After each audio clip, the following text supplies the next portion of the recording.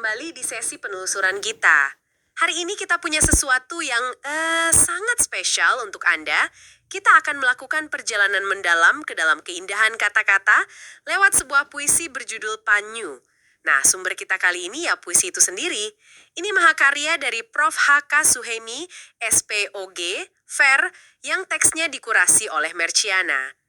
Tujuan kita hari ini, ya, kita akan sama-sama kupas tuntas maknanya, mencoba merasakan pengalamannya, menyerap gambaran alam di dalamnya, dan menangkap pesan yang tersirat.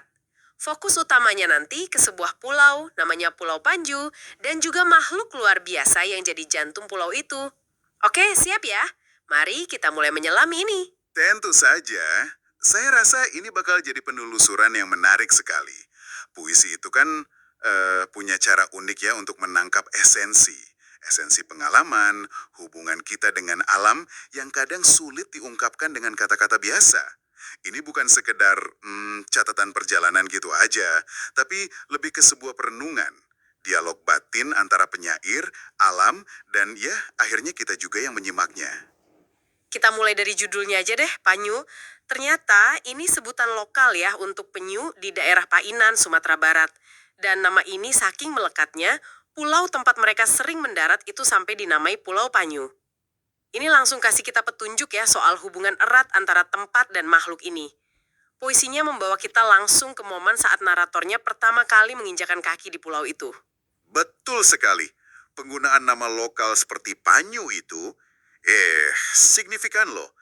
Ini bukan cuma label biologis, tapi menunjukkan kalau penyu itu ya bagian integral dari identitas lokal, dari lanskap budaya, juga geografisnya. Ada semacam keakraban di sana. Rasa memiliki, mungkin bahkan penghormatan yang terwujud dalam nama itu. Jadi, hewan ini bukan objek asing, tapi bagian dari rumah mereka. Iya. Dan penggambaran pulaunya itu, wah, menenangkan sekali rasanya. Bukan pulau karang yang terjal gitu, tapi hamparan pasir putih lembut yang seolah mengundang. Melingkar gitu, kayak permadani alami. Dibilang gak ada jurang, gak ada batu-batu tajam. Jadi kesannya kayak tempat yang aman, tempat berlindung. Terus di sisi barat, ada gugusan karang yang disebut jadi benteng pemecah ombak. Bisa Anda bayangkan nggak ketenangan di balik benteng alami itu? Deskripsi itu langsung menciptakan citra sebuah sanctuary ya, tempat yang aman, damai. Karang sebagai benteng itu metafora yang kuat sekali. Alam sendiri yang seolah menyediakan perlindungan untuk pantai itu dan untuk makhluk yang datang ke sana. Ini bukan sekedar detail geografis biasa, tapi membangun suasana kalau pulau ini memang tempat yang spesial, tempat untuk kehidupan bertumbuh. Lalu penyairnya ngajak kita untuk benar-benar merasakan pengalamannya. Bukan cuma lihat, tapi merasakan pasir hangat di telapak kaki. Ada ungkapan bagus di sana, kaki seolah menyelam ke dalam kelembutannya. Langkahnya sudah pelan-pelan, penuh kesadaran gitu. Dan di tengah kelembutan itu, ada kejutan. Penemuan sarang-sarang panyu. Bukan sekedar lubang bekas, tapi digambarkan masih hangat. Wah, ini kan tanda kehidupan yang baru saja terjadi ya.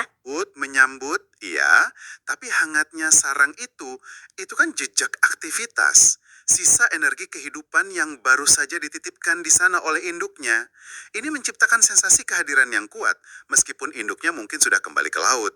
Ada semacam bisikan harapan di sana. Benih kehidupan yang tertanam, membangun rasa antisipasi, sekaligus kekaguman pada proses alamiah ini. Hampir kayak menemukan rahasia kecil pulau itu. Dan penemuan berikutnya ini, wah benar-benar bikin kita terpana. 1.000 butir telur katung, telur penyu dalam jumlah sebanyak itu.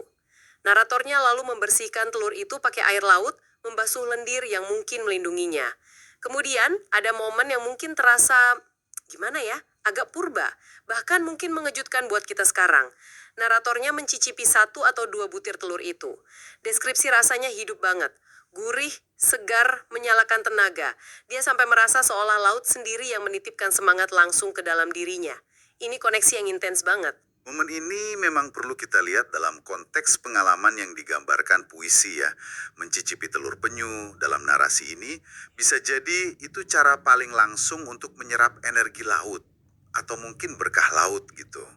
Mungkin ada tradisi lokal, atau ini respon spontan narator terhadap kelimpahan luar biasa yang dia temukan. Semacam cara untuk merasa jadi bagian dari siklus alam itu sendiri. Tentu penting banget kita garis bawahi ya, kalau perspektif konservasi saat ini jelas sangat berbeda.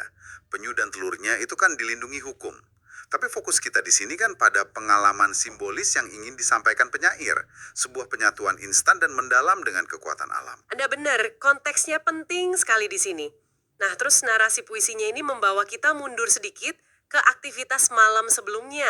Ternyata narator dan teman-temannya itu nggak langsung ke pulau, tapi sempat berlabuh di tubir karang buat mancing. Disebutkan juga jenis-jenis ikan tangkapan mereka, ada ikan tete yang tarikannya ganas, jinaha yang gemuk, terus baracuang yang katanya kuat melawan arus. Ini kayak potret kecil dari kekayaan dan keliaran laut di sekitar Pulau Panyu itu. Rezeki laut yang melimpah ruah, begitu digambarkan. Penyebutan jenis ikan spesifik itu juga menambah kekayaan tekstur puisinya loh. Jadi bukan sekedar memancing ikan biasa, tapi ada detail yang menunjukkan pengetahuan lokal dan pengalaman nyata di perairan itu. Masing-masing ikan dengan karakternya sendiri, menggambarkan dinamika kehidupan bawah laut. Ada yang ganas, ada yang tenang, ada yang melawan. Ini melukiskan laut sebagai ruang yang hidup dan beragam. Dan di tengah heningnya malam dan aktivitas mancing itu, terjadilah sebuah momen yang, susah digambarkan selain magis. Tiba-tiba muncul panyu-panyu raksasa. Penyair menggambarkannya sebesar meja. Bisa Anda bayangkan nggak ukurannya? Besar sekali pasti. Mereka berenang mendekati kapal, dan yang paling menyentuh nih, gerakan sirip depan mereka itu dilukiskan seperti tangan yang melambai, seolah ngasih isyarat, mengundang mereka untuk datang ke pulau rumah mereka. Narator sampai menghitung ada 5 ekor, bergerak anggun di bawah cahaya bulan purnama yang menerangi laut. Wah, atraksi alam yang luar biasa. Penggunaan personifikasi seperti tangan mengundang itu luar biasa efektif. Benar-benar mengangkat interaksi itu ya. Bukan sekedar observasi hewan liar. Ada nuansa komunikasi di sana. Pengakuan. Bahkan mungkin penyambutan dari makhluk laut itu ke manusia. Jadi panyu-panyu itu bukan lagi objek, tapi subjek. Sang tuan rumah pulau yang menunjukkan kehadirannya. Ditambah lagi latar cahaya bulan, wah suasananya jadi semakin sakral, tenang, penuh keajaiban. Ini momen transendental yang dirasakan narator saya kira. Naratornya bahkan diajak naik ke kapalnya. Yang menarik nih, kapalnya dilengkapi teknologi modern. Ada sonar pencari karang, alat buat membaca dasar laut, mungkin cari spot ikan atau gimana. Mereka pun larut ngobrolin laut sampai larut malam. Terbuai oleh apa yang disebut penyair sebagai candu laut. Pertemuan ini menambah lapisan yang menarik ya.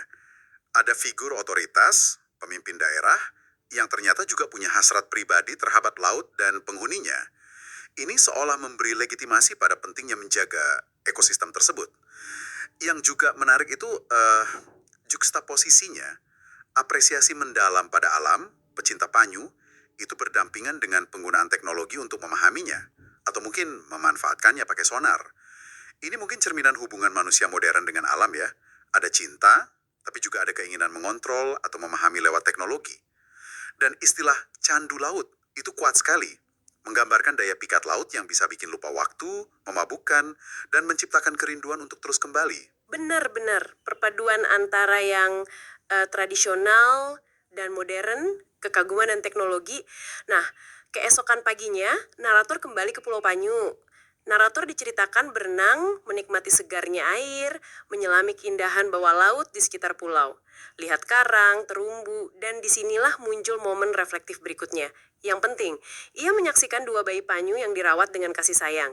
Nggak dijelaskan detail sih siapa atau bagaimana merawatnya, tapi momen ini jadi pemicu perenungan yang lebih dalam lagi tentang siklus hidup panyu itu sendiri. Kehadiran bayi panyu ini kayak menutup lingkaran pengalaman narator di pulau itu ya.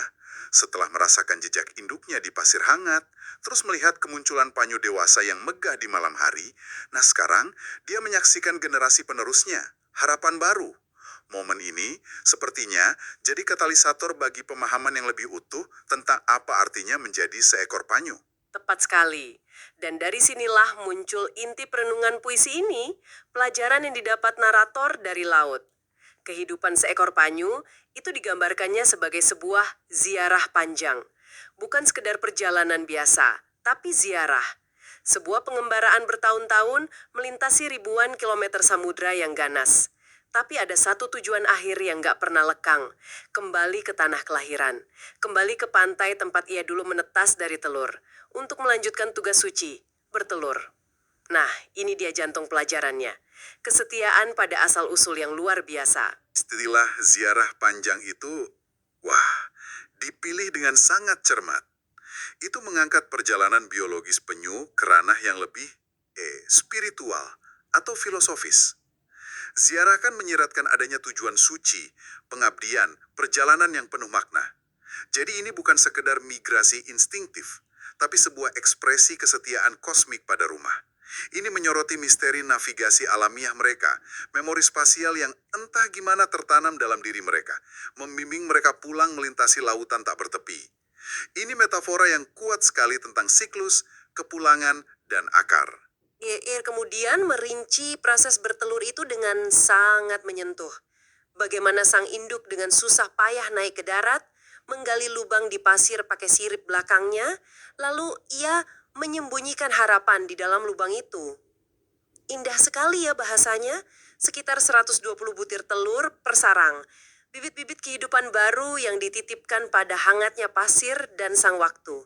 Telur-telur itu menunggu, dihangatkan matahari, menunggu isyarat alam yang tepat untuk kehidupan dimulai. Penggambaran proses ini menekankan pada usaha keras dan juga kerentanan. Induk penyu kan harus meninggalkan elemennya, laut, naik ke darat yang asing dan mungkin berbahaya baginya. Lalu menyembunyikan harapan, frasa itu memang indah. Menunjukkan bahwa setiap telur adalah potensi masa depan, sebuah pertarungan melawan alam. Proses inkubasi oleh pasir dan matahari juga menyoroti ketergantungan pada elemen-elemen alam yang lebih besar dari dirinya sendiri. Dan kemudian, momen penetasan. Dari cangkang telur yang rapuh itu, lahirlah para pejuang laut kecil. Luar biasa ya kontrasnya, antara kerapuhan telur dan semangat juang bayi penyu atau tukik ini. Secara naluriah, mereka akan bergerak, merangkak, mengikuti cahaya biasanya pantulan cahaya bulan atau horizon di atas laut sebagai penunjuk jalan menuju ombak, menuju elemen mereka yang sesungguhnya. Sebutan pejuang laut kecil tuh pas banget. Perjalanan pertama mereka dari sarang ke laut itu kan salah satu fase paling berbahaya dalam hidup penyu. Banyak predator mengintai. Mereka harus berjuang sejak detik pertama lahir. Ini menggarisbawahi tema ketahanan, resilience, yang ada dalam siklus hidup mereka. Kerapuhan dan kekuatan hadir bersamaan. Dan bagian yang paling bikin merinding nih, penyair menyudupkan kalau bayi-bayi penyu ini seolah sudah membawa ingatan pulang sejak lahir. Kayak bekal tak kasat mata gitu, sebuah kompas internal yang bakal memandu mereka suatu saat nanti setelah bertahun-tahun mengembara. Untuk kembali lagi ke pantai yang sama ini, menyambung mata rantai siklus kehidupan yang tak lekang oleh waktu. Sungguh ajaib ya. Membawa ingatan pulang ini, ya ampun, ini inti dari misteri navigasi penyu yang terus dipelajari ilmuwan sampai sekarang. Bagaimana peta atau memori genetik ini bisa diturunkan dan diaktifkan? Ini adalah kunci keberlangsungan spesies mereka. Tanpa ingatan pulang ini, siklusnya akan terputus. Puisi ini berhasil menangkap keajaiban biologis ini dan mengangkatnya jadi pesan tentang kesetiaan primordial dan kekuatan memori yang melampaui satu generasi. Keren banget. Akhirnya, puisi ini ditutup dengan penegasan ulang tentang makna Pulau Panyu bagi narator.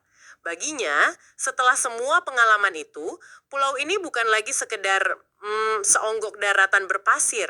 Pulau Panyu telah menjadi sebuah kitab alam. Sebuah buku terbuka yang ditulis oleh alam semesta sendiri, yang halamannya berisi kisah-kisah agung tentang kesetiaan pada asal, tentang perjalanan jauh yang penuh makna, dan tentang arti kepulangan sejati. Jadi, apa artinya semua ini bagi Anda? Bagi narator, pulau, dan Panyu itu adalah guru kehidupan. Itu rangkuman yang sangat indah. Puisi Panyu ini lewat narasi personal yang kaya detil dan refleksi mendalam berhasil menyajikan tema-tema universal ya. Kita melihat siklus kehidupan yang abadi, hubungan batin yang kuat antara makhluk hidup dan tempat asalnya. Laut hadir sebagai latar, sumber kehidupan, sekaligus guru bijaksana yang mengajarkan tentang kesetiaan, ketahanan, dan memori. kesetiaan, dan ingatan pulang jadi fondasi keberlangsungan di alam liar. Puisi ini benar-benar sebuah ode untuk keajaiban, kerapuhan, sekaligus kekuatan alam yang menakjubkan.